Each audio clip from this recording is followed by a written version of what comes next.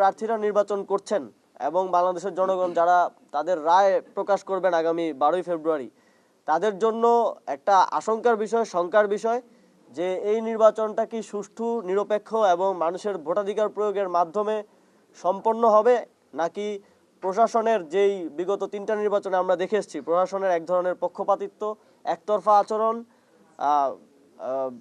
Ballot পূরণ করে রাতের ভোট, এই ধরনের একটা ব্যবস্থার মধ্য দিয়ে, একটা সেটেলমেন্টের মধ্য দিয়ে নির্বাচনটা হয়ে যাবে, এ ধরনের একটা শঙ্কা বাংলাদেশের জনগণের মধ্যে তৈরি হয়েছে।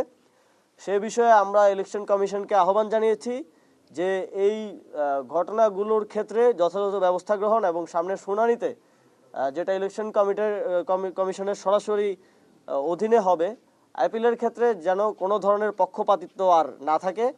যদি সেখানে কোনো ধরনের পক্ষপাতিত্ব হয় তাহলে আমরা এই ইলেকশন কমিশনের নির্বাচন, একটা সুষ্ঠু নির্বাচন আয়োজনের যে সক্ষমতা, সেটার উপরে প্রশ্ন আসবে এবং বাংলাদেশের জনগণের মধ্যে যে শঙ্কাটা তৈরি হয়েছে আমরা যাচাই বাছাইয়ের প্রক্রিয়ার মধ্যে আমরা দেখেছি, সেই শঙ্কাটা আরও ঘনীভূত হবে।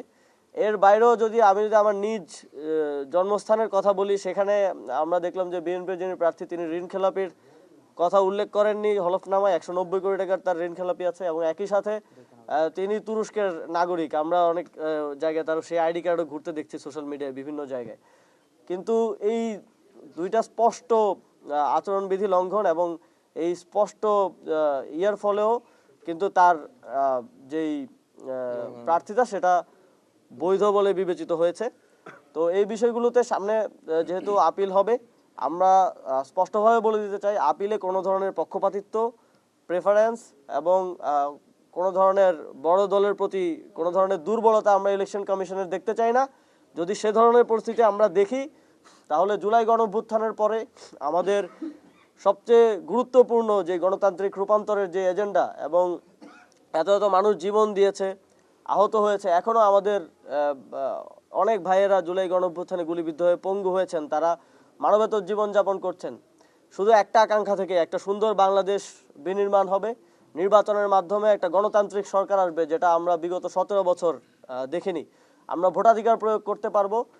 এই ক্ষেত্রে যদি প্রশাসন, সরকার, রাজনৈতিক দল যে কোনোভাবে যদি এই সম্ভাবনাকে নষ্ট করার কোনো প্রক্রিয়া আমরা দেখি, এবং আমরা যদি দেখি আবারও পুরনো সেটেলমেন্টের মধ্য দিয়ে, আবারও কোনো একটা আন্ডারস্ট্যান্ডিংয়ের মধ্য দিয়ে এবার জনগণকে আবার প্রতারিত করার মতো কোনো ধরনের লক্ষণ যদি আমরা দেখি, আমরা কিন্তু নির্বাচনের দিন পর্যন্ত বসে থাকবো না।